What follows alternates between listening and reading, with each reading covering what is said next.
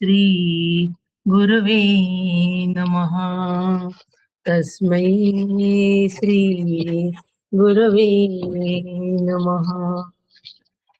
अभाग्यासी करी भाग्यवंत, ऐसे श्री गुरु काका श्रीमंत. जीवत्वाची खंत स्वरूपी विराली श्रीराम. जीवना देण्या अर्थ सद्गुरु काका समर्थ. जीवत्वाचा अंत आत्मारामी केला श्रीराम. शुका सारिखे पूर्ण वैराग्य जाचे, वसिष्ठा परी ज्ञान योगेश्वराचे.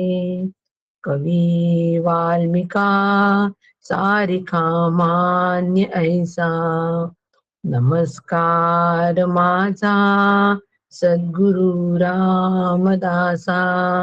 श्रीराम समर्थ श्रीराम. परमपूज्य श्री गुरु डॉक्टर काका यांना साष्टांग नमन करते.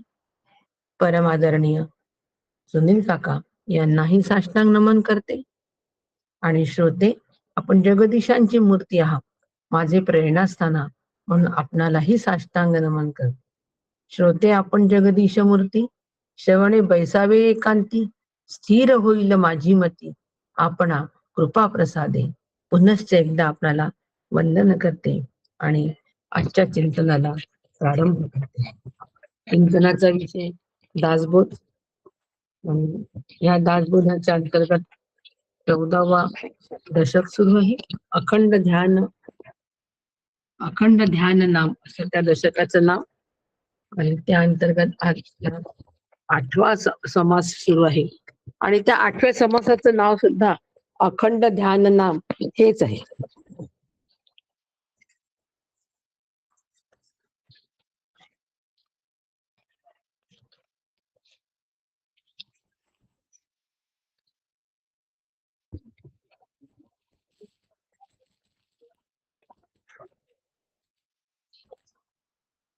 एक मिनिटात सुरू करते.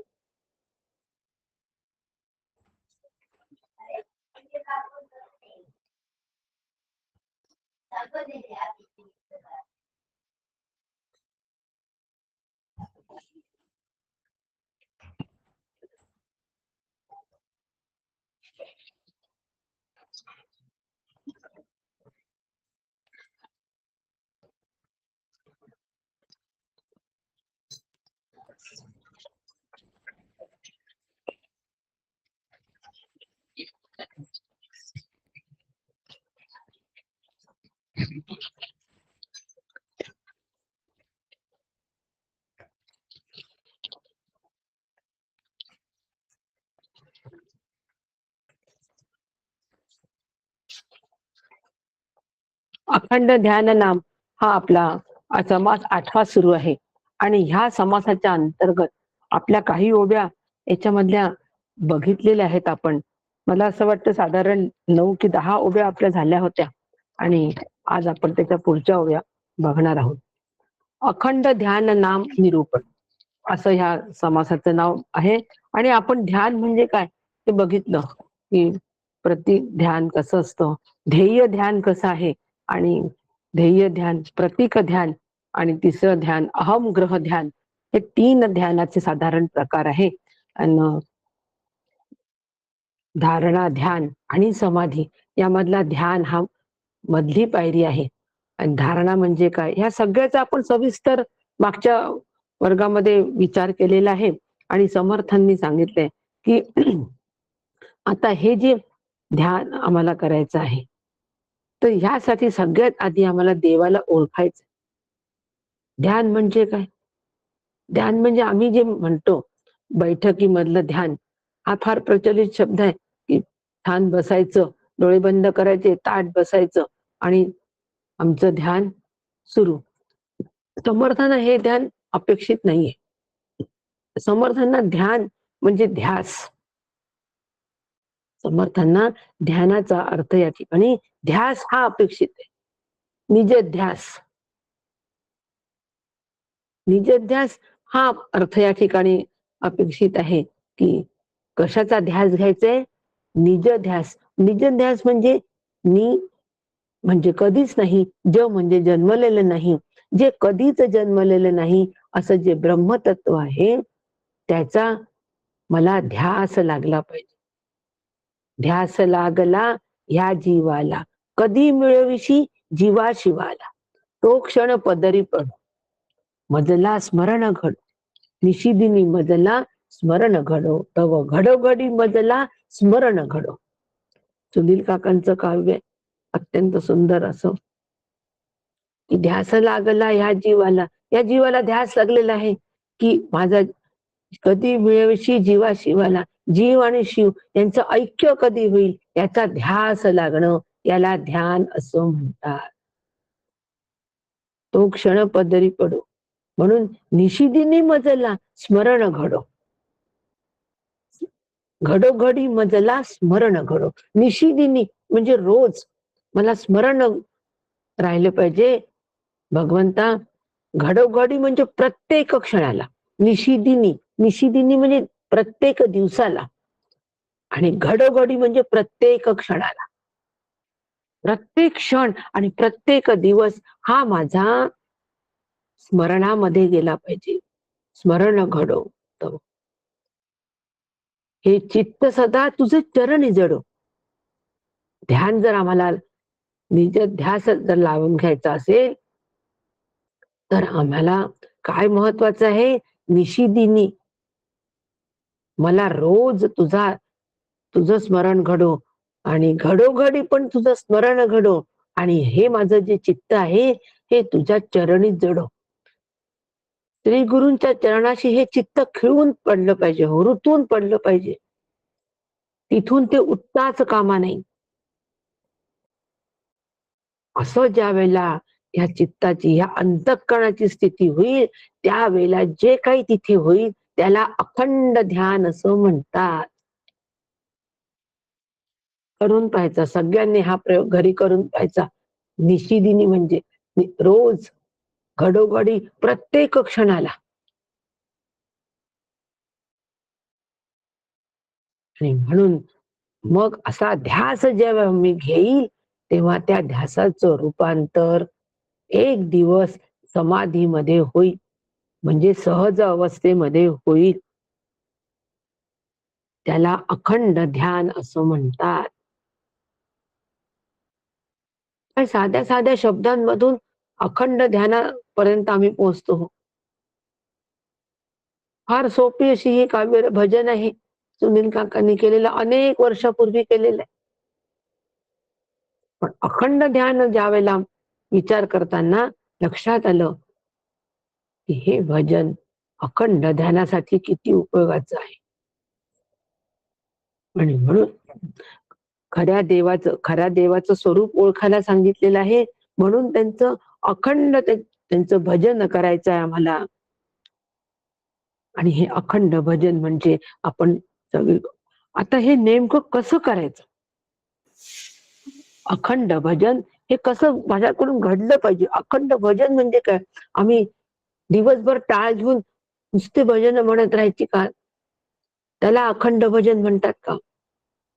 दिवसभर टाळ घेऊन भजन म्हणायची किंवा दिवसभर भजन ऐकायची, याला अखंड भजन म्हणतात का? भजन, भज म्हणजे चाहणे, भज म्हणजे प्रेम. आहेच आता भज गोविंद मध्ये भजचा अर्थ.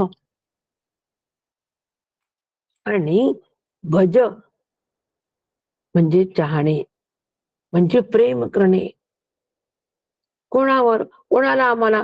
आम्हाला आमच्या प्रेमाचा विषय आम्हाला कोणाला करायचंय? प्रेमाचा विषय भगवंत असला पाहिजे. प्रेमाचा विषय फक्त श्री गुरुच असले पाहिजे. बाकी माझा प्रेमाचा दुसरा विषय अन्य ठिकाणी प्रेमाचा विषय नसावा. फक्त श्री गुरु आणि श्री गुरुच प्रेमाचा विषय. अतिव प्रेम करावं हो श्री गुरूंवर, अतिव प्रेम. कशासाठी? त्यांच्याकडून भरभरून ज्ञान घेण्यासाठी. आज सकाळचा मुद्दा आठवा. भरभरून ज्ञान घेण्यासाठी एक प्रसंग सांगते. आज सकाळी आपल्या या सगळ्या मीटिंग नंतर, आपल्या सत्संगानंतर मला एक फोन आला रत्नागिरीहून. आणि रत्नागिरीहून फोन आला आणि त्या ताई मला असं म्हणतात, फार सुंदर प्रसंग आहे. ताई मला असं म्हणतात की मागच्या महिन्यामध्ये काकांकडे एक मिरजचा ग्रुप आला होता आणि त्यांनी काकांना म्हटलं की आम्हाला आशीर्वचन द्या. आणि काकांनी आशीर्वचन दिलं आणि आशीर्वचन देता देता एक वाक्य काका इतके मार्मिक बोलले की त्या वाक्याची आज त्या साधिकेला आठवण आली आणि म्हणून तिने मला फोन केला. काका बोलले की आम्ही द्यायला तयार आहोत. काकांनी मी द्यायला तयार आहे म्हटलं नाही, आम्ही हा शब्द वापरलाय. या आम्हीच्या मागे संपूर्ण संप्रदायाचं, पूर्ण सांप्रदायिक परंपरा आहे. आम्ही द्यायला तयार आहोत, पण आमच्याकडून कोणी घ्यायला तयारच नाही. त्या साधिकेने मला फोन केला की ताई, आज तुम्ही जे भरभरून शब्द वापरला की मला असा अनुभव यावा की मला माझे श्रीगुरु भरभरून देतात आहे आणि मी भरभरून घेतो आहे, असा अनुभव मला यावा. आणि काकांनी ही खंत बोलून दाखवली ताई. काकांच्या अंतरंगामधली, काकांच्या मनात खंत कधी नसते, हे करा. खंत नाही बोलून दाखवली, त्यांनी म्हटलं असेल, परंतु काकांनी ही वस्तुस्थिती कथन केली. खंत नसते, श्रीगुरूंच्या मनात कधी खंत नसते, पण वस्तुस्थिती कथन केली काकांनी की आम्ही द्यायला तयार आहोत, पण आमच्याकडून घ्यायला कोणी तयार नाही. काय होते वाक्य ऐकलं आणि अक्षरशः मी सांगते, हृदयाला अगदी कीर पडल्यासारखे झालं. मला हा अनुभव माझ्या हृदयाला दाटून गेला पाहिजे की माझे श्रीगुरु मला भरभरून देतात आहे. तो भरभरून आनंद मला येतोय, भरभरून प्रेम मला मिळतंय श्रीगुरूंचं. त्या प्रेमाने मी ओलाचिंब झालोय. परंतु एवढा हा अनुभव यायला आम्ही श्री गुरु सम्मुख नसतो. हा अनुभव घ्यायला आम्ही श्री गुरु सम्मुख नसतो. ते अखंड स्त्रोत आहे, तो प्रेमाचा अखंड स्त्रोत आहे, कृपेचा अखंड स्त्रोत आहे. आमची पाठ असते हो. आम्ही फक्त जाता येता शिंतोडे आमच्या अंगावर घेत असतो आणि म्हणतो काय छान धबधबा आहे, लांब राहिलं तरी शिंतोडे येतात, मस्त थंडगार वाटतं. बस त्याच्यातच आम्ही सुखी असतो की आम्हाला श्रीगुरु आहेत, ते छान प्रवचन करतात आणि छान मार्ग दाखवतात. आम्हाला पण त्यांनी मार्ग दाखवला. परंतु आहोत जा त्या धबधब्यापाशी जा, ओले चिंब व्हा. दुरून काय त्याची मजा घेता, काठावरून काय मजा घेता. आम्ही काठावरून मजा घेत असतो, काठावरून आनंद घेत असतो. मग काठावरचा आनंद तेवढा मर्यादित राहतो. म्हणून त्या अखंड स्त्रोताच्या खाली तिथे जा आणि त्या अखंड स्त्रोतामध्ये नाहून चिंब होऊन निघा.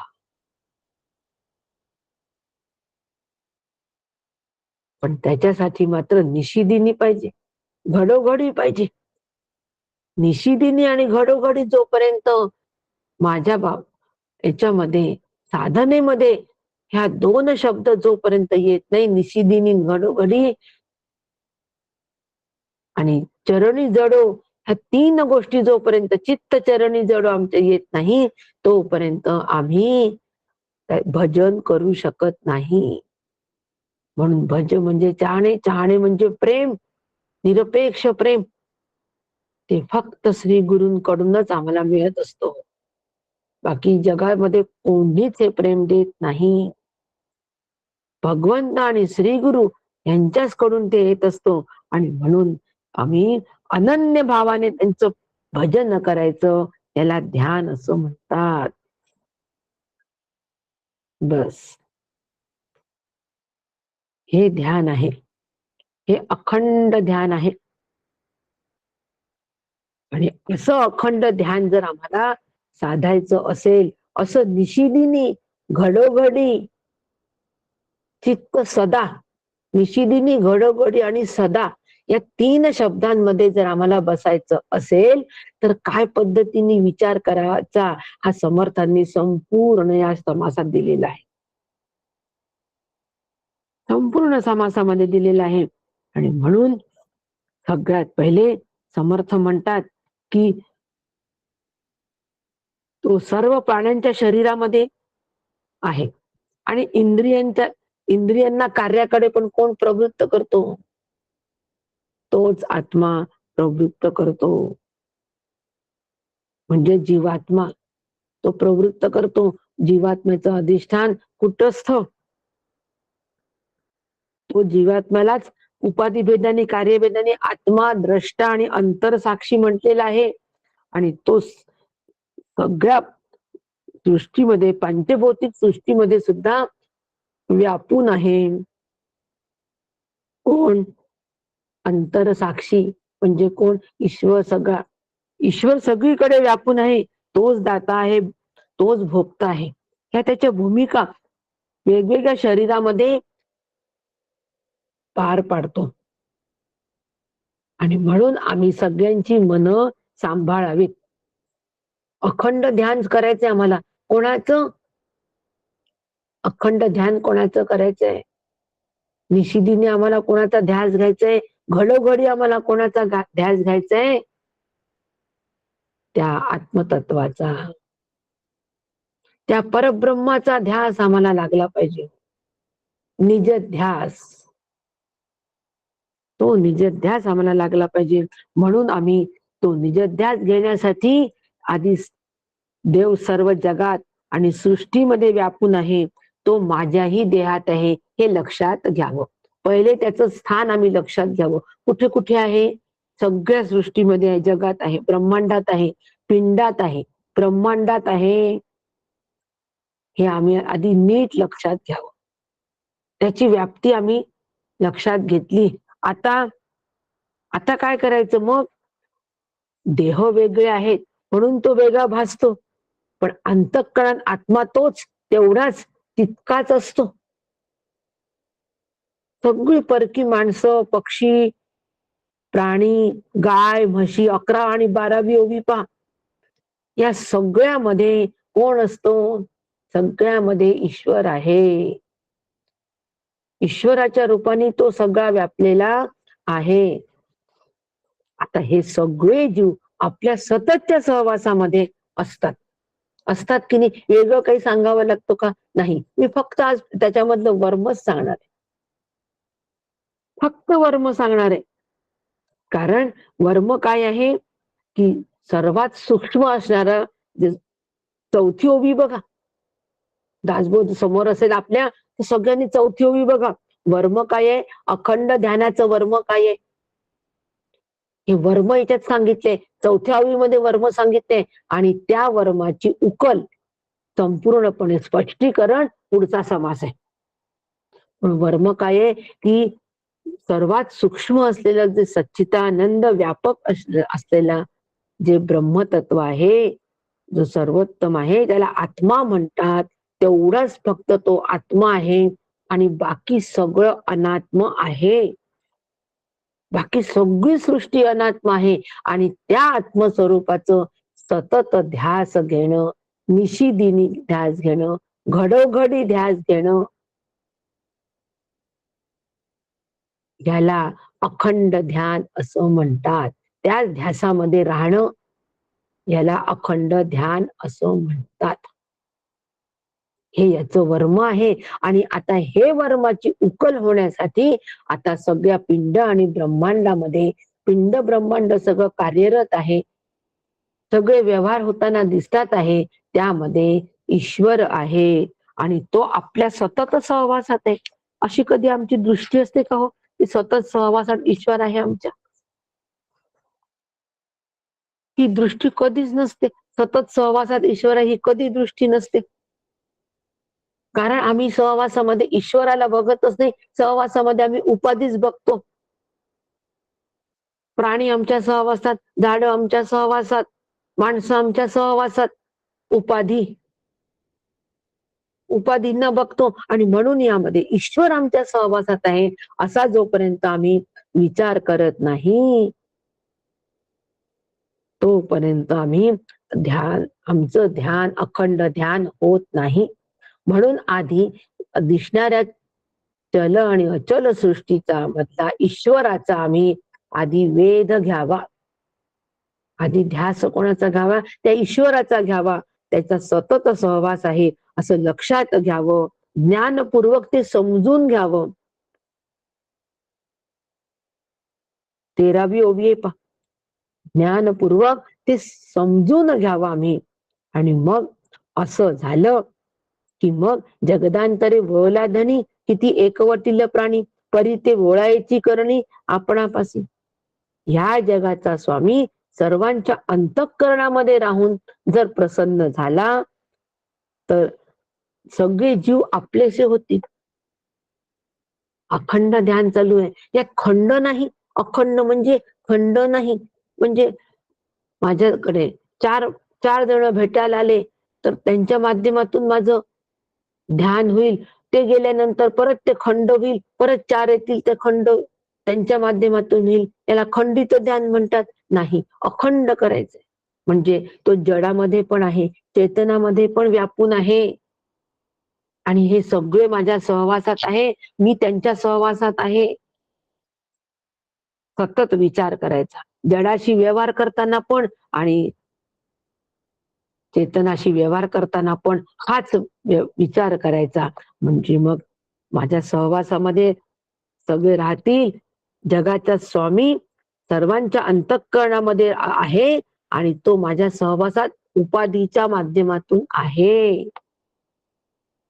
असा विचार करून जर आम्ही राहिलो तर मग त्याची प्रसन्नता, तो निश्चित आमच्यावर प्रसन्न होईल आणि सगळे जीव आपलेसे होतील माझे. म्हणजे सगळेच मी आहे, मी सर्व माझी, मीच सर्व माझी, मी सगळीकडे आहे. तो माझ्यात आहे आणि मी सगळ्यांमध्ये आहे. अशा पद्धतीने माझा एक भाव तयार होईल आणि मग त्याची प्रसन्नता मग आपल्याच हातात आहे की नाही. आता भगवंत प्रसन्न होईल, मग मी त्याची प्रसन्नता माझ्या झोळीत पाडून घेईल असं आता म्हणायची समर्थांनी सोय ठेवली का? अहो, ती प्रसन्नता तुमच्याच हातात आहे घेणं की नाही. आम्ही द्यायला बसलोय हो, पण आमच्याकडून कोणीच घेत. प्रसन्नता तिथे घेऊन बसलेत, दान प्रसन्नतेचं दान घेऊन बसलेत. आम्हाला ते घ्यायचं, आम्हाला घ्यायचंय, पदरात पाडून घ्यायचंय. बघा एक वाक्यता.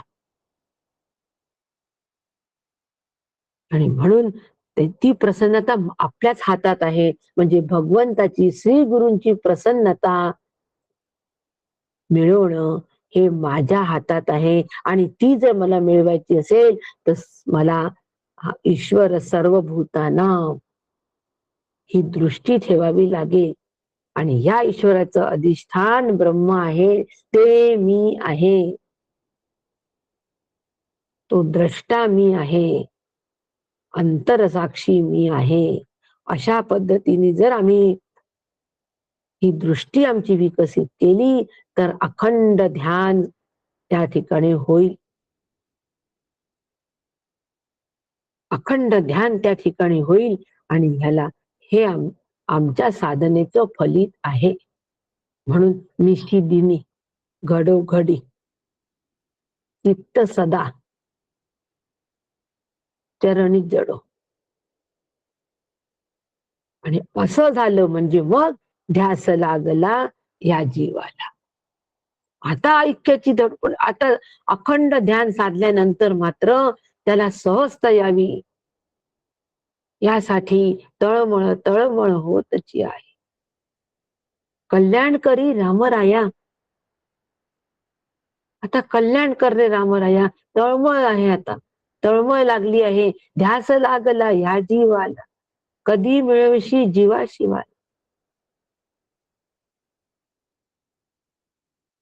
आणि मग ही जबाबदारी आपलीच आहे, हे आपणाकडेच येते. राजी राखी जे समजते, देहासी बरे करावे ते आत्मयास पावे. ही जबाबदारी आपलीच आहे. ह्यासाठी मग जास्तीत जास्त लोकांची मने सांभाळावी. म्हणजे काय करावं हो मने सांभाळावी म्हणजे? आले माझ्याकडे 10-5 लोक, ताई आज काही तुम्ही प्रवचन घेऊ नका ऑनलाईन वर, आपण आहे ना जरा थोडस फिरून येऊ, उन्हाळ्याचे दिवस आहे तर आईस्क्रीम खाऊन येऊ, चला पुण्याचं आईस्क्रीम बघू तर खरी. आणि मी म्हणायची की हो तुमचं मन सांभाळणं माझं काम आहे, मग मी त्यांच्याबरोबर जायचं मीटिंगला वेळेवर. आज काही अपरिहार्य कारणामुळे सुट्टी, ही मन सांभाळणी का? नाही. मन सांभाळणं म्हणजे आतला परमेश्वर जो आहे, त्या आतल्या परमेश्वराच्या प्रसन्नतेला माझ्याकडून धक्का लागता कामा नये. मला म्हणायला आलेत लोक चला आईस्क्रीम खायला, नक्की येतो मी आपल्या बरोबर आईस्क्रीम, आम्ही नक्की येऊ हो, पण 1 तासाने मी येते, या ना आपण बसा ना, 1 तास आपण पण ऐका, मग आपण आईस्क्रीमचा यथेच्छ समाचार घेऊ. त्यांना धुडकारून लावायचं नाही, ही आईस्क्रीम खायची वेळ आहे का, माझी मीटिंग आहे, तुम्हाला कळत नाही का? नाही. मी त्यांना त्यांचं मन सांभाळायचं, त्यांच्या प्रसन्नतेला धक्का न लावता मला त्यांना नीट सांगता आलं पाहिजे, मन सांभाळावी. त्यांच्या शरीराच्या सुखासाठी जे करावे त्यांनी त्यातील जीवात्मा प्रसन्न होतो. त्यांच्या शरीराच्या सुखासाठी आम्ही झटावं, सगळ्यांच्या सुखासाठी आम्ही झटावं, त्यांच्या कोणाच्याच प्रसन्नतेला, चित्ताच्या प्रसन्नतेला आम्ही धक्का लावू कधी माझ्याकडून लागणार नाही याची काळजी घ्यावी. म्हणजे त्यांच्यातला जो ईश्वर आहे तो प्रसन्न असतो, ती प्रसन्नता मला आपोआप प्राप्त होते. म्हणून ती जबाबदारी माझीच आहे, आपलीच आहे असं समर्थ म्हणतात. काय काकांनी शब्द रचना केली आहे हो, हे आपणाकडेच येते. म्हणजे ही जबाबदारी माझ्याकडे येते, ही माझी जबाबदारी आहे. आमचं ध्यानच लागत नाही, काय करावं? ध्यानाला बसलो की अनेक विचार आमच्या मनात येतात, नको नको ते व्यक्ती डोळ्यासमोर येतात. याला ध्यान म्हणत नाही. ध्यानासाठी अशा पद्धतीने आपल्याला साधना करावी लागेल, वैचारिक साधन असं करावं लागेल, ते जीवनामध्ये अशा पद्धतीने उतरावं लागेल. कशा पद्धतीने? आता आम्हाला समर्थ सांगतात आहे त्या पद्धतीने. प्रत्येक देहामध्ये जड आणि चेतनामध्ये ईश्वर व्यापून आहे असा विचार करून, ही धारणा करून प्रत्येकाशी व्यवहार ईश्वराशी करतो आहे अशा पद्धतीने मला व्यवहार करावा लागेल. मग बघा किती प्रेमाचा व्यवहार होतो. संत कागद सुद्धा अत्यंत अलगद हळुवारपणे फाडतात हो, कारण त्या कागदामध्ये परमेश्वर आहे ही त्यांची दृढ भावना असते. तो दृढ भाव असतो, भावना नाही, दृढ भाव असतो. आणि आम्ही कागद म्हणून चुरगातून हो म्हणतो टाकतो. आम्हाला ईश्वर फक्त मंदिरामधल्या मूर्तीतच दिसतो, इतरत्र दिसत नाही. आम्ही साधक आहे म्हणून आम्हाला मूर्तीत दिसतो, बद्दाला तोही दिसत नाही आणि चोराला तर अजिबातच नाही दिसत. आम्ही साधक असावं, मूर्तीमधलं चैतन्य, मूर्तीमधला देव आता आम्हाला जड चेतनामध्ये पाहता आला पाहिजे. साधक आहो मी, आम्हाला अखंड त्याच ध्यान करायचंय. अखंड ध्यान होईल की नाही हो? कारण सतत आमच्या सहवासात जड आणि जड चेतन आहेच की नाही? नक्की आहे. आणि म्हणून दुर्जन प्राणी त्यातील देव त्याचा लाताड स्वभाव, रागास आला तरी जरी राहावं तरी तंडो नये की. दुष्ट आणि दुर्जनांच्या देहात सुद्धा भगवंत आहे, परंतु त्याच्याशी वागताना आपण दुष्ट आणि दुर्जनांशी जेव्हा आमचा संपर्क येतो, सहवास येतो, त्यावेळेला तो संतापला दुष्ट दुर्जन तरी आम्ही त्यावेळेला संतापू नये, त्याच्याशी भांडू नये. कारण त्याच्याशी भांडणं म्हणजे समर्थ म्हणतात त्याच्यातील स्वामीशी भांडणं आहे, त्यातील देवाशी भांडणं आहे. म्हणजे दुष्ट दुर्जनांमधला सुद्धा जो भगवंत आहे त्यावेळेला आम्ही त्या ठिकाणी त्याच्याशी उत्तर त्याला देऊ नये, त्याच्याशी भांडू नये. पण इतकं करून समर्थ म्हणतात धटासी असावे धट उद्धटाशी उद्धट. मग असा व्यवहार कसा हो? मग त्याने आपल्याला हट म्हटलं तर आपण फट म्हणायचं, परंतु आतमध्ये विचार पक्का ठेवायचा की याच्या आतमध्ये भगवंत आहे, त्या भगवंताला मी फट म्हटलेले नाहीये, हा फक्त व्यवहार आहे, तेवढा व्यवहारकालीन मी व्यवहारासारखा करायचा. कलाय की नाही? आतमध्ये त्याच्याबद्दल चीड, राग, द्वेष, मत्सर येता कामा नये.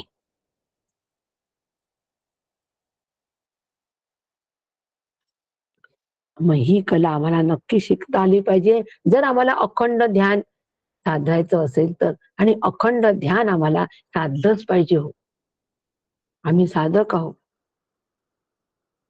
त्यामुळे अखंड ध्यानासाठी प्रयत्न करायचाच. श्री गुरूंची प्रसन्नता पदरी पाडून घ्यायची. आज सकाळीच आपण बघितलंय की किती विशाल मनाचे असतात, द्यायला तयार आहेत, घ्यायला आम्ही तयार नाही. म्हणून आत्मत मी दिसतो भेद हा अवघाची देह संबंध एकाच जीवने नाना स्वाद औषधी भेदे.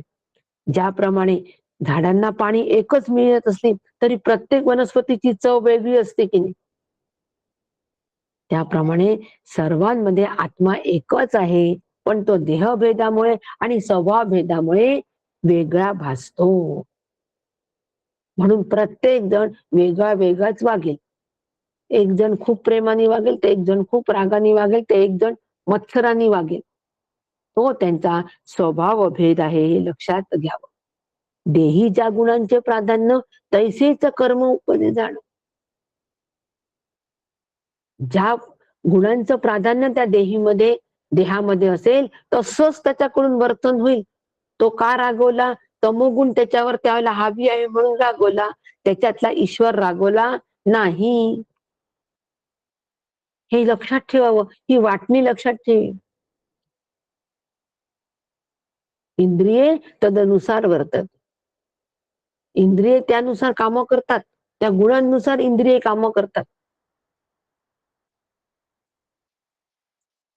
आणि हे आम्ही जर लक्षात ठेवलं, गुणांची वाटणी जर आम्ही अशा पद्धतीची लक्षात ठेवली तर आम्ही प्रत्येकामधला ईश्वर आम्हाला दिसेल आणि गुण बाजूला होतील. आम्ही सगळं त्या गुणांवरच प्रभावित असतो. तुम्ही म्हणता यांच्यामध्ये ईश्वर आहे, प्रत्येकात ईश्वर आहे, पण हे तर अत्यंत रागीट आहेत. हे गृहस्थ फार रागीट आहे, फार उद्धट सारखे बोलतात. मग ईश्वर काय उद्धट आहे का? ईश्वर काय रागीट आहे का एवढा? मग कसा यांच्यामध्ये आम्ही ईश्वर पाहावा? तुम्हीच सांगा. अहो ते रागेवरे, ते उद्धट आहे, हा त्यांच्यातला तमोगुण आहे. तो तमोगुण तुम्ही बाजूला ठेवा, आतला ईश्वर पहा. ईश्वर रागीट नाहीये, त्यांच्यामध्ये तमोगुण हावी आहे म्हणून ते तसे बोलले. असा आम्ही विचार करायचा. म्हणून वनस्पतीची चव वेगळी असते. पाणी एकच असतं सगळ्या वनस्पतीला. काय दृष्टांत दिलाय समर्थांनी? पाणी एकच, पण चव वेगवेगळी असते. आंबा वेगळा, संत्र वेगळं, लिंबू वेगळं, पालक वेगळा, मेथी, पण पाणी सगळ्यांना एकच जातं. ते एक पाणी बघायचंय. आंबा गोड का लागतो? पाणी छान दिलं, एकच पाणी आहे. मेथी हिरवीगार काय? पाण्यामुळे.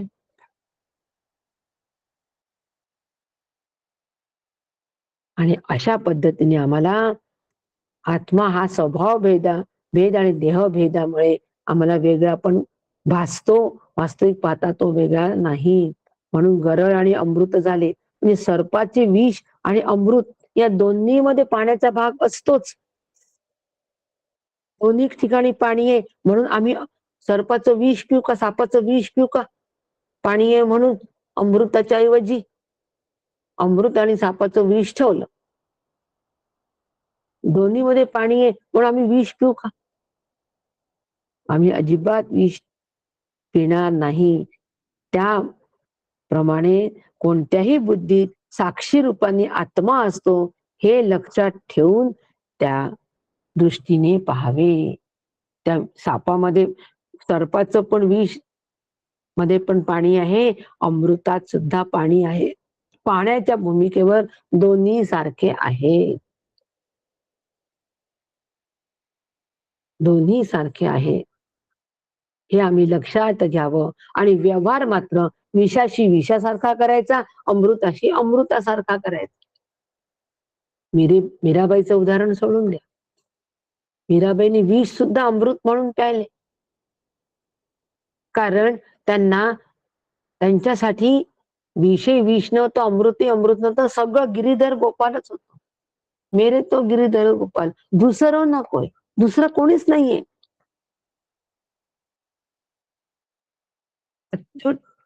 अगदी अत्युच्च पातळीवर मीराबाईंचे भाव होते, उत्कट भाव होते, उत्कट भाव. त्या उत्कट भावाला, त्या उत्कट प्रेमाला ती उंची आम्ही गाठू, त्यावेळेला मग आमच्यावरही विषाचा परिणाम होणार नाही. पण त्या उंचीपर्यंत जाईपर्यंत आम्ही सर्वसामान्य साधक आहे हो. सर्वसामान्य साधकांनी सर्वसामान्य विचारांचं आधार घ्यावा आणि सर्वसामान्यपणे विचार करून जावं. एखादाच असतो उत्कट प्रेमापर्यंत जाणार. चैतन्य महाप्रभू उत्कट प्रेमामध्ये होते भगवंताच्या. समुद्र निळा दिसला तर ही माझी कृष्णाई आहे असं म्हणून त्या समुद्रामध्ये चालले गेले, स्वतःचा देह विलीन केला. माझी कृष्णाई आहे, हा माझा कृष्ण आहे. निळा रंग दिसल्याबरोबर त्यांना कृष्णच आठवला. पण ह्या इतक्या उत्कट भावापर्यंत एखादाच भक्त जातो. सर्वसामान्यांना सर्वसामान्यांचीच वाट धरावी लागते. म्हणून आम्ही सर्वसामान्य आहोत. आम्ही सर्वसामान्यांसारखा विचार आम्हाला जो दिलाय त्या विचाराने आम्ही जावं. आणि म्हणून विष आणि अमृत यांच्या व्यवहारात फरक करावा, परंतु दृष्टी माझी तिथे एकत्वाचीच हवी. आणि एकत्वाच्या दृष्टीनेच मला सगळीकडे बघायला पाहिजे. व्यवहार मात्र भेदातून करायचा, दृष्टी मात्र अभेदाची ठेवायची. आणि अशी अभेदाची दृष्टी आम्ही जेव्हा अखंड ठेवू तेव्हा त्याला अखंड ध्यान असं म्हणतात. आणि म्हणून अंतर्निष्ठ जो पुरुष, तो अंतरनिष्ठेने विशेष, जगामध्ये जो जगदीश तो तयास ओळखे. आत्मानुसंधानात राहणारा साधू त्या अनुसंधानाच्या विशेषामुळे जगतात भरून राहिलेल्या जगदीशाला सतत ओळखून राहतो. आता अशा पद्धतीने जर आमचं आत्मानुसंधान असेल, निशिदिने आमचं अनुसंधान असेल, घडोघडी आमचं अनुसंधान असेल, सदा हे चित्त त्या चरणाशी दृढ असेल, असा याला आत्मानुसंधान असं आम्ही जर असू, तर त्या अनुसंधानाच्या विशेषामुळे आम्ही त्या जगदीशाला सतत ओळखून राहतो. सतत आम्ही ओळखून राहतो. आणि ही ध्यानाची सहज ध्यानाची प्रक्रिया आहे. सहज ध्यानाकडे जाण्याची प्रक्रिया. त्या ध्यानाला सहजता यावी की नाही, सुरुवातीला आम्हाला प्रयत्नपूर्वक हे करावं लागतो. आठवण ठेवावी लागते, स्मरण ठेवावं लागतं. प्रत्येकामध्ये ईश्वर आहे. आमचा व्यवहार हा जे जे भेटे भूत ते ते जाणीचे भगवंत असा हवा. याची सुरुवातीला प्रयत्नपूर्वक आम्हाला आठवण ठेवावी लागते, जाणीव ठेवावी लागते. आणि मग अशी जाणीव ठेवता ठेवता त्याला एक दिवस सहजता येते. आणि सहजता आली की वेगळेपणाने काही ते आठवण स्मरण ठेवावं लागत नाही. तो क्षण पदरी पडो, पण मजला स्मरण घडो. याला सहज ध्यानाची प्रक्रिया आहे. सहज ध्यानाच्या प्रक्रियेसाठी अशा पद्धतीने आम्हाला आमची दृष्टी जी आहे ही बदलावी लागेल हो. जी भेदाची दृष्टी असते ती अभेदाची करावी लागेल. माळेचे मणी सगळे असतात एकाच तंतूमध्ये ओलेले असतात की नाही, तंतू एकच असतो आणि एका तंतूत सगळे माळे ते मोती ओल्या गेल्यामुळे त्याला आम्ही माळ म्हणतो. तंतू काढून घ्या, ते मोती सगळे इतस्ततः विखुरले जातील, त्याला माळ कोणीही म्हणणार नाही. म्हणून दिसणारं सगळं देहादी जगत जेवढं आहे, जेवढ्या काही उपाधी आहेत, हे सगळे मोती आहेत. हे सगळे विखुरलेले मोती आहेत. या सगळ्या विखुरलेल्या मोत्यांना एका धाग्यामध्ये बांधून ठेवायचंय आणि तो धागा आत्मरूपाचा आहे. आणि मग ती अखंड त्याला म्हणतात माळ. आज सकाळी यमदेवाने नचिकेतांना दिलीच आहे रत्नमयी तेजस्वी माळ. ज्ञानामध्ये तेज, ज्ञानवन्नी प्रगटे, ज्ञानाग्नी दग्ध कर्माणे. ज्या वेळेला ज्ञानामध्ये तेज येतो त्यावेळेला अखंड माळ आम्हाला दिसते. नाही तर मग वेगळा वेगळा मोती दिसतो. ज्ञानवन्नी प्रगटे तेने दृश्य केलं आठ. ज्ञानवन्नी प्रगटल्यानंतर त्या ठिकाणी दृश्य जळून खाक होत. तो सगळं दृश्य केर आटतो, एकच राहतो फक्त. आणि म्हणून त्याला अखंड ध्यान असं म्हणतात. म्हणून नयनेची पाहावा नयन, मने शोधावे मन, तैसाची हा भगवान सकळ्यान घटी. ज्याप्रमाणे डोळ्याने जणू स्वतःला पाहावे, डोळ्यानेच डोळ्याला बघायचं, मनाने मनाला शोधायचं, त्याप्रमाणे हा भगवंत सर्व जीव जड सृष्टीत आपलाच आपणच असतो. डोळ्यामध्येच डोळा असल्यामुळे त्याला वेगळेपणाने पाहावा लागतो का? डोळ्यामध्येच डोळा आहे म्हणजे केनं आठवा आता या ठिकाणी सगळेजण. सगळ्यांचा अभ्यास झालाय केनोचा. डोळ्याचा डोळा, कानाचा कान. त्या डोळ्याच्या डोळ्यामुळेच डोळ्याला सगळं दिसतं. मग आम्ही त्या डोळ्याला पाहतो का? जाणतो फक्त. आम्ही त्या डोळ्याच्या डोळ्याला फक्त जाणतो, कानाच्या कानाला फक्त जाणतो. वेगळं पाहण्याची गरज नसते. त्याप्रमाणे हा भगवंत आम्ही बघावा. म्हणजे मीच भगवंत आहे आणि मीच भगवंत, माझ्यातलाच तो सगळ्या चराचर सृष्टीमध्ये, जड चेतन सृष्टीमध्ये तो व्यापून आहे. कोणी कोणाला बघावं हो? डोळ्यामध्ये डोळा आहे तर कोणत्या डोळ्याने कोणत्या डोळ्याला बघावं? फक्त जाणणं ही प्रक्रिया त्या ठिकाणी आहे. जाणलं बस. त्या जाणीव रूपाने फक्त राहायचं. कुठपर्यंत? ती जाणीव सुद्धा एक दिवस पूर्णपणे विरून जाते, विलीन होते आत्मस्वरूपात. मग जाणीव नेणीव भगवंती नाही. ध्यानाला आलेली सहजता, निजबोध, तत्पूर्वी जाणीव फार महत्वाची आहे. म्हणून सगळ्यांमध्ये भगवंत आहे, तो पाहायचा आहे. पाहायचा म्हणजे डोळ्याने दिसेल का तो? अजिबात दिसणार नाही. मग पाहायचं म्हणजे काय करायचं? जाणायचं. आतापर्यंत आपण प्रयोग कोणता केला? की त्याला पहा, त्याला पहा, ईश्वरात पहा, ईश्वर सगळ्यांमध्ये पहा. ईश्वर सर्व भूताना, जे जे भेटे भूत, ते ते मानिजे भगवंत, ते ते जाणीजे भगवंत. त्याला फक्त जाणायचं आहे. तो दिसणार नाहीये.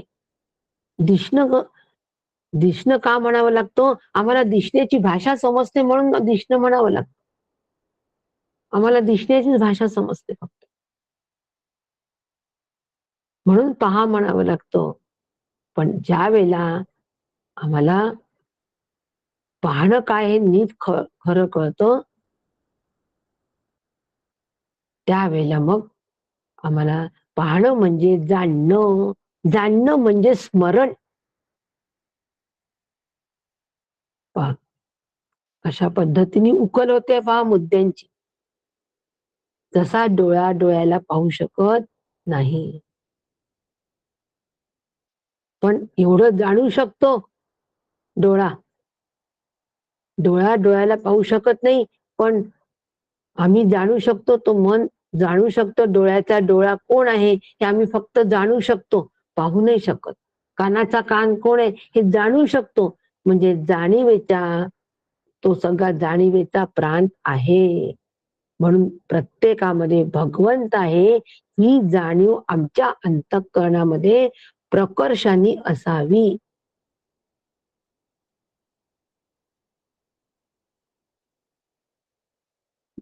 जाणीवेच्या प्रांतामध्ये साधकांनी जावं. आता पाहण्याच्या प्रांतातून जाणीवेच्या प्रांतामध्ये यावं अखंड ध्यानासाठी. कठीण जातोय का? पण हीच प्रक्रिया आहे. सुरुवातीला उदाहरण सांगते. सुरुवातीला आम्हाला एखादी व्यक्ती भेटते, आम्ही तिला फक्त पाहतो. तो कसा आहे? दिसायला चांगला आहे, उंच पुरा आहे, श्रीमंत आहे, गरीब आहे, कार आहे, नाही आहे, या ऑफिसमध्ये आहे, उच्च पदावर आहे, त्याला फक्त आम्ही पाहतो. परंतु सहवास वाढतो त्याचा, हळूहळू हळू सहवास वाढल्यानंतर मग आम्ही त्याला त्याच्यामधले गुण जाणतो. अरे हा खरंच चांगला, खूप प्रेमळ आहे. मग म्हणतो अरे हा तर साधक पण आहे. मग सहवास वाढतो, हा तो वेदांती आहे. आता हे काय झालं? आता हे पाहणं झालं का? प्रत्येकाने आपल्या मनाला विचारा, फार एकाग्रतेने ऐकावा हा मुद्दा. हे पाहणं झालं का? अजिबात नाही. हे पाहणं झालेलं नाही, हे जाणणं झालं. आता त्या व्यक्तीला आम्ही जाणतो. सुरुवातीला पाहिलं, आता जाणतो. सुरुवातीला सगळ्यांमध्ये ईश्वर पाहिला. ईश्वर सर्वभूताना, सगळ्यामध्ये ईश्वर पाहिला. जीव जंतू सगळे सगळे सगळे. त्याच्यामुळे आम्ही सगळ्यांची मन सांभाळली. ईश्वर पाहिल्यामुळे मन सांभाळली. तसा व्यवहार त्यांच्याशी केला. परंतु ईश्वर पाहता पाहता आम्ही त्या ईश्वराला जाणलं. आता जाणण्याच्या प्रांतात आलो. तो ईश्वर कोण आहे? तो ईश्वर मूळचा ब्रह्म आहे, हे जाणलं. त्या ईश्वराचं अधिष्ठान ब्रह्म आहे, ते मी आहे. आता कोणी कोणाला पाहणार? कोण कोणाला पाहणार? जाणलं.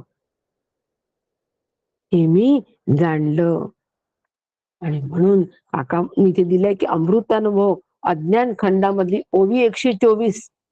दृश्याची या सृष्टी दिठीवरी दिठी. आपण दासबोध सगळ्यांच्या समोर असेल, तुम्ही हे वाचाल की अज्ञान खंडामधली 124वी ओवी काय आहे? ही तर सांगितलीच नाही ताईंनी. सांगून पाहते. दृश्याची या सृष्टी दिठीवरी दिठी, उठली या तळवटी तीन मात्रची. जगात अनेक दृश्यांची उत्पत्ती होते, मान्य. अनेक दृश्यांची उत्पत्ती होते. त्या दृश्यांना पाहण्याकरता अनेक दृष्टी पण निर्माण होतात, माऊली म्हणतात. अनेक दृश्य निर्मिती होते आणि अनेक दृश्यांना पाहण्यासाठी अनेक दृष्टी पण निर्माण होतात. आहेच ना, लाखो हजारो करोडो लोक सगळं बघतातच आहे ना. देश काल व्यक्तिभेदाने कितीतरी दृश्य व दृष्टी निर्माण होतात, त्याची गणना करता येत नाही. दृश्याची अदृष्टी दिठीवरी दिठी, याचा अर्थ हाय. उठली या तळवटी चिन्मात्रची. त्या सर्वांच्या मागे एकमेव अद्वितीय ज्ञानरूप आत्मा आहे. हजारो लाखो दृश्य असतील, हजारो लाखो दृश्याच्या मागे पाहायला, ते दृश्य पाहायला हजारो लाखो दृष्टी पण आहेत. कुत्र्याची नजर आहे, गाढवाची नजर आहे, हत्तीला नजर आहे, वाघाला नजर आहे, माणसाला पण नजर आहे, म्हणजे दृष्टी आहे.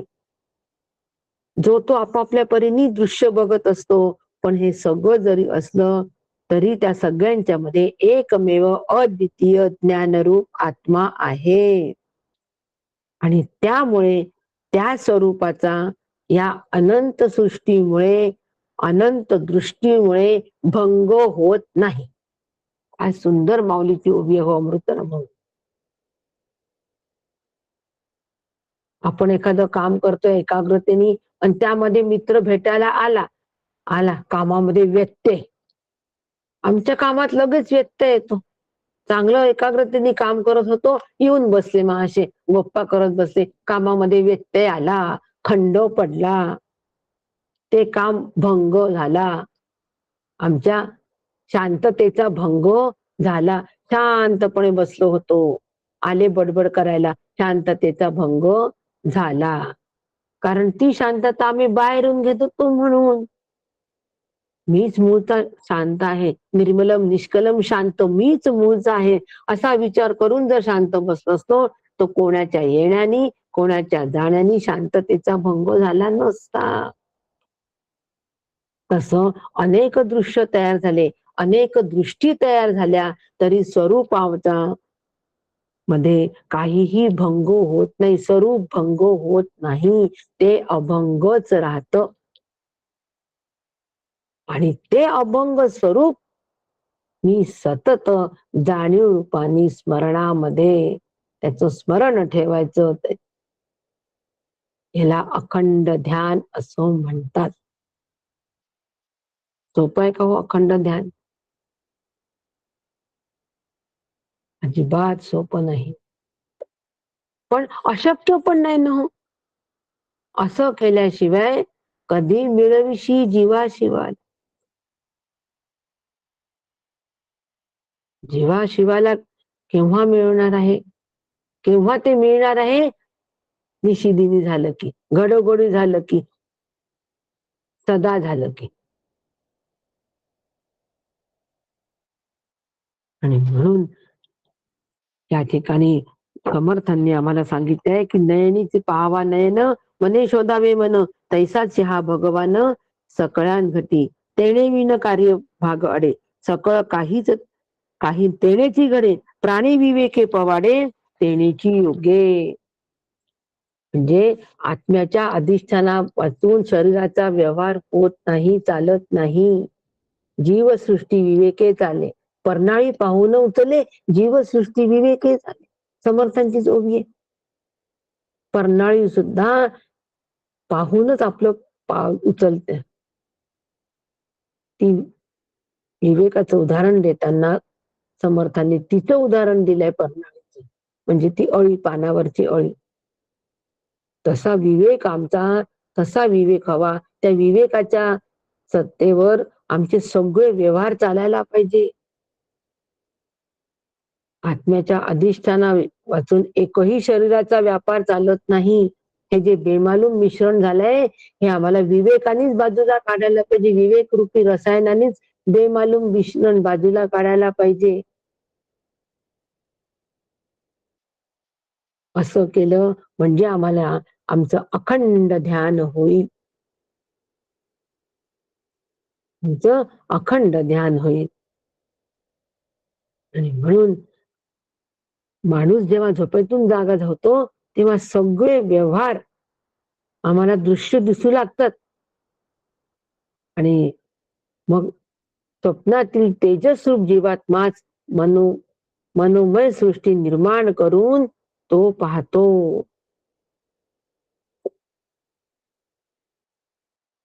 आम्हाला दृश्य सगळे व्यवहार जे आहेत ते सगळे व्यवहार केव्हा दिसतात? झोपेतून जाग झाल्यानंतर. आणि झोपेमध्ये स्वप्नामध्ये स्वप्नामध्ये कोण पाहतो? तोच आत्मा स्वप्न बघतो. जो जागृतीमध्ये सगळे व्यवहार बघतो तोच स्वप्नामध्ये बघतो. तोच झोपेमध्ये गाढ झोपलेला असतो. स्वप्नामध्ये, जागृतीमध्ये आणि सुषुप्तीमध्ये अखंड एकच तत्व आहे. ते म्हणजे आत्मा तिन्ही मध्ये आहे. म्हणजे आत्म्याचा या तिन्ही अवस्थेत अन्वय आहे. स्वप्नामध्ये आम्हाला सगळी स्वप्नमय सृष्टी दिसते. ती आम्हीच तयार करतो. जीवात्मा सगळी सृष्टी तयार करतो स्वप्नातली, हे आम्ही मानतो. जागृतीतले सगळे व्यवहार आमचे होतात ते आत्म्याच्या अधिष्ठानावर होतात, हेही मानतो. पण सुषुप्तीमध्ये हो, तिथे कसा काय आत्मा आहे? तिथे उठल्यानंतर आम्हाला स्मृती रूपाने ज्ञान होतो की मी गाढ झोपलो होतो. मग हे कोणाला कळलं? मी गाढ झोपलो होतो. गाढ झोपेमध्ये ही स्मृती कोणी जतन करून ठेवली आणि उठल्यावर जागृतकालीन सांगितली, मला काल छान झोप लागली, गाढ झोप लागली. ज्याला हे कळतं तो आत्मा आहे. म्हणून जागृती, स्वप्नी, सुषुप्ती तिन्ही अवस्थेत आत्म्याचा अन्वय आहे आणि प्रत्येक अवस्थेत दुसऱ्या अवस्थेचा व्यतिरेक आहे. म्हणजे ज्यावेळेला जागृती असते त्यावेळेला स्वप्न नसतं, ज्यावेळेला स्वप्न असतं त्यावेळेला जागृती नसते, आणि ज्यावेळेला सुषुप्ती असते त्यावेळेला स्वप्नही नसतो आणि जागृती पण नसते. मग एकदा ती असते, एकदा नसते. ती सत्य आहे का? नाही, ते सत्य नाही. पण तिन्ही अवस्थेमध्ये जे आहे तो आत्मा सत्य आहे. तो मी आहे. काय चालू आहे आता? अखंड ध्यान. काय सुरू आहे? अखंड ध्यान. जागृतीतील सगळे व्यवहार करताना माझ्या अधिष्ठानावर हे व्यवहार सुरू आहे. मला ज्ञान झालं, मी ज्ञानरूप आहे म्हणून मला ज्ञान होत आहे. अशा पद्धतीने आम्ही जर जागृती, स्वप्नी, पांडुरंग तुकाराम महाराज म्हणतात. अखंड ध्यान. जागृती, स्वप्नी, पांडुरंग. जागृती, स्वप्नी, पांडुरंग असला म्हणजे सुषुप्तीमध्ये तो आहेच. म्हणून फक्त जागृती, स्वप्नी सांगितलं तुकाराम महाराजांनी. कारण गाढ निद्रेमध्ये तो आहेच. गाढ निद्रेचा आपल्याला आनंद येतो की नाही? झोप नाही झालं तर किती चिडचिड होते आपली. म्हणजे आम्हाला गाढ झोपेमध्ये आनंद मिळतो, पण तो अज्ञानजन्य आनंद आहे. त्या ठिकाणी आमचं अंतःकरण संपूर्णपणे विलीन झालेलं असतो, म्हणून येणारा आनंद आहे. असं अंतःकरण जर जागृतीमध्ये विलीन झालं, अंतःकरणाचा निराश जागृतीमध्ये जर आम्हाला करता आला, तर झोपेमधला जो आनंद आहे, निद्रा सुख म्हणतात, ते सुख आम्हाला जागृतीत पण येईल आणि आम्ही सुखरूप होऊ. जागृतीत ते सुख आलं, ती सुखरूपता आहे. निद्रेमध्ये ते सुख असल्यामुळे अज्ञानजन्य सुख आहे. म्हणून तिन्ही अवस्थेमध्ये ह्या गोष्टींचा विचार करायचा. तिन्ही अवस्था या तिन्ही अवस्थेत आत्मस्वरूप आहे आणि आहे. ते मी आहे. अखंड ध्यान. आज आपले 23 वेळ झाले. महत्वाचा समास आहे. थोडा वेळ लागला तर चालतो, पण याच्यातले प्रत्येक कन्सेप्ट समजून घ्या. नाही तर मग नुसतं वाचत जाल, काही समजणार नाही. एवढी 24वी ओवी घेते आणि थांबते. अखंड ध्यानाचे लक्षण. अखंड ध्यानाचं लक्षण काय आहे? अखंड देवाचे स्मरण. आहे की नाही? आता अखंड स्मरण सांगितलं की नाही समर्थांनी? ओवी क्रमांक 7 की 8 पासून आपण अखंडता जपली आहे की नाही? कुठे खंडित स्वरूपामध्ये सांगितलेलं आहे का स्मरण? या ठिकाणी अखंड पाहिलेलं आहे आपण.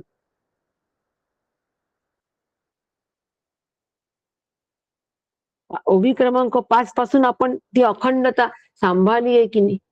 म्हणून अखंड ध्यानाचं लक्षण काय आहे? अखंड देवाचं स्मरण आहे. आता पटलं का? एवढे मागचे सगळ्या ओव्या आपल्याला मी पुराव्यानिशी सांगितलं की ह्या सगळ्या मागच्या ओव्यामध्ये आपण अखंड देवाचं स्मरण ठेवलं. कुठपर्यंत आलो? जागृती, स्वप्नी, सुषुप्ती इथपर्यंत आपण नक्कीच आलो. म्हणून अखंड देवाचे स्मरण, त्याचे कळता विवरण सहजची घडे. आणि असं अखंड अनुसंधानात राहणं हेच ध्यानाचं लक्षण आहे. जागृतीमधला जो जागृत अभिमानी आत्मा आहे त्याला विश्व असं म्हणतात. स्वप्न अभिमानी जो आत्मा आहे त्याला तेजस म्हणतात. आणि सुषुप्ती अभिमानी आत्म्याला प्राज्ञ म्हणतात. आणि ह्या सगळ्या अवस्थेचा साक्षी जो आहे तो साक्षीच देव आहे आणि तो मी आहे. सहा अहम सोहम सोहम. याला असं जर अंतःकरणात ते ठसलं, दृढ झालं, आधी स्थित झालं, मग दृढ झालं, मग आत्मसात. कालच्या कथामधले मुद्दे आठवा. एकाग्र चित्त एकाग्र करायला काय पाहिजे? स्थित करा, मग दृढ करा, मग आत्मसात करा. मग त्याला सहजता येते. असं ठसलं तर सहज ध्यान घडते. याला सहज ध्यान म्हणतात. याला अखंड ध्यान म्हणतात. आणि ह्या अखंड ध्यानासाठी निशिदिनी मजला स्मरण घडो, तव घडोघडी मजला स्मरण घडो. हे चित्त सदा तुझे चरणी जडो. ध्यास लागला ह्या जीवाला, कधी मिळवेशी जीवा शिवाला, तो क्षण पदरी पडो. आता ओवी क्रमांक 5 पासून ज्या मी सगळ्या ओव्यांचं विवरण केलं इथपर्यंत, ध्यास लागला या जीवाला. ध्यास लागला की नाही? हो, की तो सगळ्यांमध्ये आहे. म्हणून सगळ्यांची अंतरंग जपा. सगळ्यांचं अंतरंग जपा. कोणता शब्द वापरले समर्थनी या ठिकाणी? तो जीवात्मा प्रसन्न होतो. मने सांभाळा, लोकांची मने सांभाळा, तो जीवात्मा तेव्हा प्रसन्न होईल. ध्यास लागला या जीवाला. वनस्पतींना पाणी एकच असतं पण चवी वेगवेगळ्या असतात. ध्यास लागला या जीवाला. त्या वनस्पतीमध्ये पाणी एकच आहे, तसं आमच्यामध्ये एकच आत्मा आहे. ध्यास लागला ह्या जीवाला, कधी मिळवेशी जीवाशिवा, तो क्षण पदरी पडो. तो क्षण आमच्या पदरी पाडून घ्यायचाय. कोणता? सहज अवस्था. सहज अवस्था आमच्या पदरी आली पाहिजे, आमच्या अनुभवाला आली पाहिजे. त्याला अखंड ध्यान असं म्हणतात. आज आपण 24 ओव्यांपर्यंत आलोय. उद्या हा समास आपण पूर्ण करू. आज या ठिकाणी थांबते. रामकृष्ण हरी. रामकृष्ण हरी ताई. रसिकाताई रामकृष्ण हरी. रेखावाणी रामकृष्ण हरी. रामकृष्ण हरी.